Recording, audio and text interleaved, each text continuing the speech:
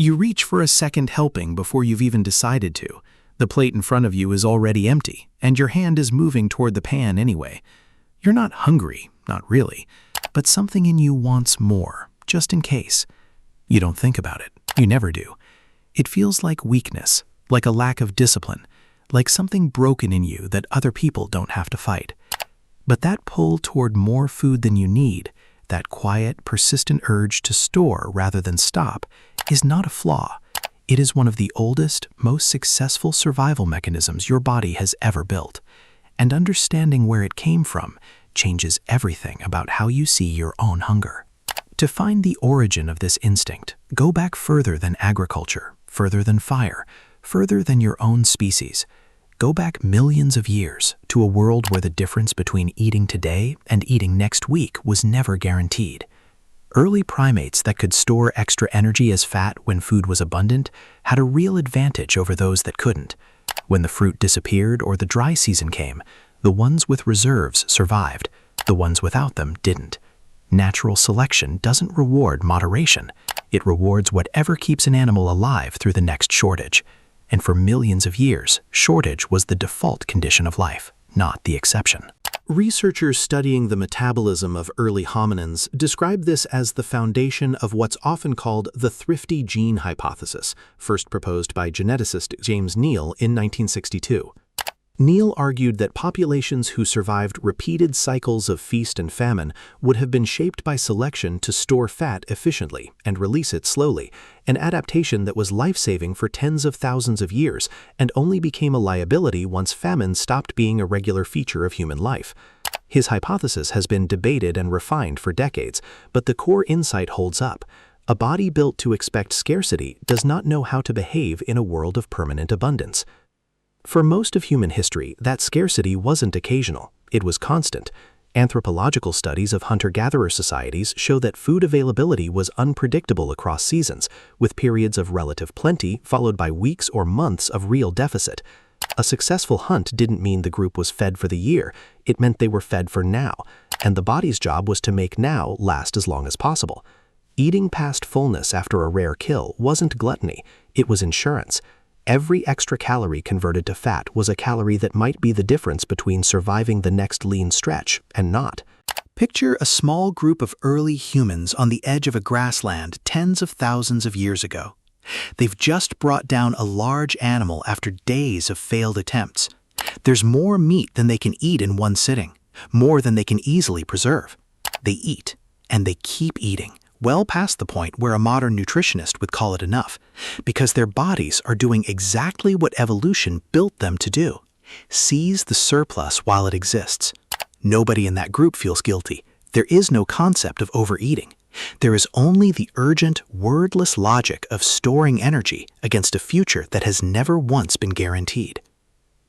That logic didn't disappear when agriculture arrived. If anything, it intensified.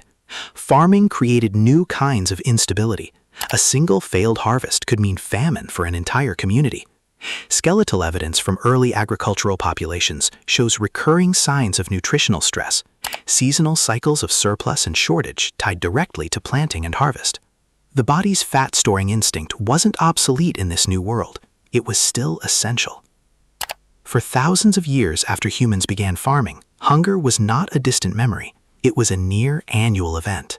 What changed the equation wasn't behavior, it was supply. Industrial agriculture, refrigeration, and global food distribution did something no prior era of human history had ever managed. They made caloric scarcity rare for large parts of the world. Food stopped being seasonal. It stopped being uncertain. For the first time, a body that evolved to prepare relentlessly for famine was placed in an environment where famine essentially never came. The instinct didn't get the message. It kept doing exactly what it had always done, storing every available surplus, because storing surplus had never once been the wrong move before. This is where the hormone leptin enters the story. Discovered in 1994 by researchers at Rockefeller University, leptin is produced by fat cells and signals to the brain how much stored energy the body is carrying. In theory, more fat should mean more leptin, which should mean less hunger. But in practice, chronic exposure to constant food abundance can dull that signal, a phenomenon researchers call leptin resistance. The brain stops reading the fullness message accurately, so the ancient hunger drive keeps firing even when the body has more than enough stored energy already. The system built for scarcity doesn't know how to recognize permanent plenty. It just keeps preparing for a famine that isn't coming. None of this means willpower is irrelevant or that biology is destiny, but it means the fight so many people describe having with their own appetite is not a character flaw. It's a mismatch between a nervous system calibrated over millions of years for unpredictable food and a modern environment engineered for constant, effortless access to it. The craving for more is ancient. The supply that satisfies it without limit is brand new, historically speaking, barely a few generations old. Your body has not had time to catch up, and there's a real argument that it never fully will, not without the environment changing first. So the next time you find your hand reaching for more than you need, remember what that reach actually is. It isn't failure. It's memory. It's a body still running the oldest program it has, the one that kept your ancestors alive through droughts and failed hunts and winters with no stored grain. The instinct was never broken. It was simply never designed for a world where the next meal is never in doubt. The hunger is ancient. The abundance is new. And the gap between them is where so much of the modern struggle with food actually lives.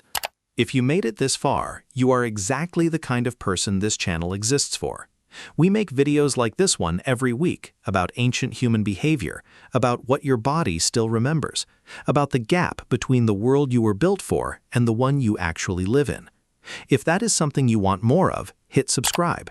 It costs you nothing, and it tells the algorithm that this kind of storytelling is worth keeping alive.